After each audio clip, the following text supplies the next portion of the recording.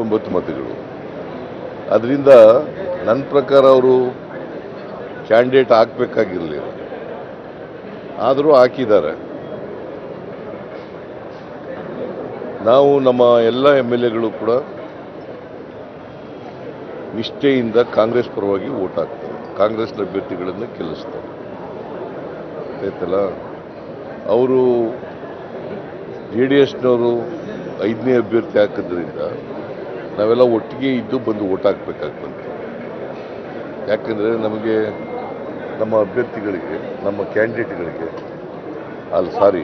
ನಮ್ಮ ವೋಟರ್ಸ್ಗಳಿಗೆ, MLAಗಳಿಗೆ ಆಸೆ ಆಮಿಷಗಳು ತೋರಿಸೋದು, ಬೆದರಿಕೆ ಒಡ್ಡೋದು ಇವೆಲ್ಲ ಮಾಡ್ತಾ ಇದ್ವಿ.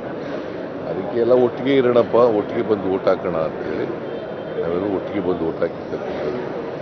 ನಮ್ಮ 3 ಜನ ಅಭ್ಯರ್ಥಿಗಳು ಅಜಯ್ ಮಕೇನ್, ಚಂದ್ರಶೇಖರ್, ಸೈಯದ್ ನಾಸೀರ್ ಹುಸೇನ್ 3 ಅಭ್ಯರ್ಥಿಗಳು ಕಂಫರ್ಟಬಲ್ ಆಗಿ ಗೆಲ್ತಾರೆ.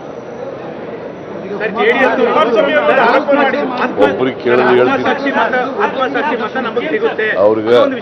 ಅವ್ರಿಗೆ ಆತ್ಮನೇ ಇಲ್ವಲ್ಲ, ಅವ್ನ ಸಾಕ್ಷಿ ಹೇಳ್ಬೇಕು.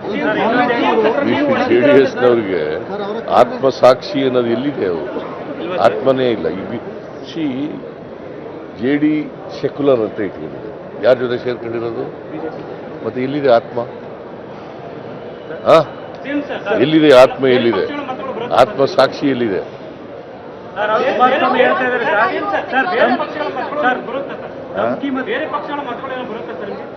ಬರ್ಬೋದು, ಯಾಕಂದ್ರೆ ನಮ್ಮ ಸರ್ಕಾರದ ಬಗ್ಗೆ ಒಳ್ಳೆ ಅಭಿಪ್ರಾಯ ಇರೋರು ಊಟ ಹಾಕಿ. ಯಾರು ಒಬ್ರು ಕೇಳ್ರಿ.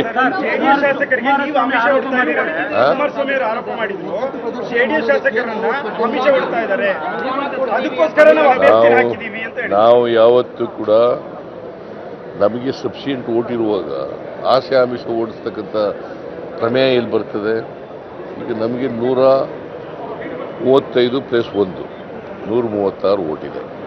ಆಮೇಲೆ ಇಂಡಿಪೆಂಡೆಂಟ್ಸ್ ಲತಾ ಪ್ರಕಾಶ್, ಮಲ್ಲಿಕಾರ್ಜುನ, ಆಮೇಲೆ ದರ್ಶನ್ ಪುಟ್ಟಣ್ಣಯ್ಯ, ಆಮೇಲೆ ಪುಟ್ಟಸ್ವಾಮಿ ಗೌಡ, ಆಮೇಲೆ ಜನಾರ್ದನ್ ರೆಡ್ಡಿ. ಇಷ್ಟೆಲ್ಲ ವೋಟ್ ಇದ್ಮೇಲೆ ನಮಗೆ ಆಸೆ ಆಕಾಂಕ್ಷೆಗಳು ತೋರಿಸ್ಬೇಕಾದ ಪ್ರಮೇಯ ಇದೆ. ಆಸೆ ಆಮಿಷಗಳನ್ನು ತೋರಿಸ್ತಕ್ಕಂಥವ್ರು, ಬೆದರಿಕೆ ಓಡ್ತಕ್ಕಂಥವ್ರು JDSನವರು,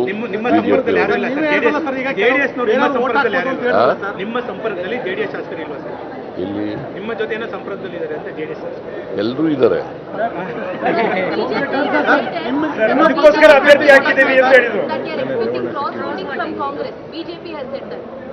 BJP has said that they're expecting cross-voting from Congress party. All BJP MLAs have said that. Because they're saying that there are a lot of MLAs who are disappointed. Let them keep their MLAs intact. Let them keep their MLAs intact. The cross-voting possible only in BJP, not in Congress.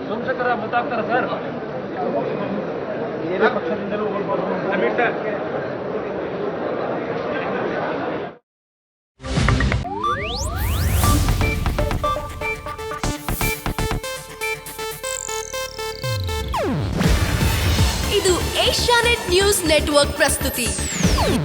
ನೀವು ನೋಡ್ತಿದ್ದೀರಾ Asianet ಸುವರ್ಣ news.